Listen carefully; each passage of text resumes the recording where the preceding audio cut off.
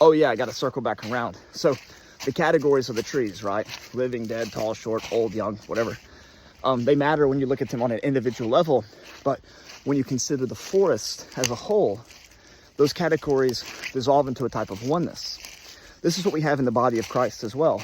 A hand, a foot, eye, right?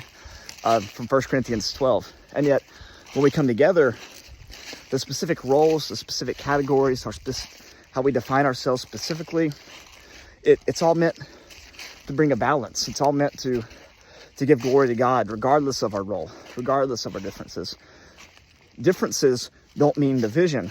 Differences can lend itself to unity. In fact, differences are necessary for true unity, because in conformity, there is no unity.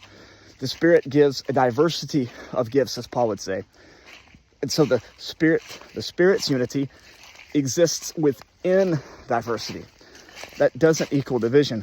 That's a problem that I'm going up a big hill. That's a problem that so many people have. And yet, when we step away as individuals and begin to look at the body of Christ, those categories again dissolve into a kind of oneness that brings peace, that allows you to express your individuality without harming or doing damage to the individuality of someone else.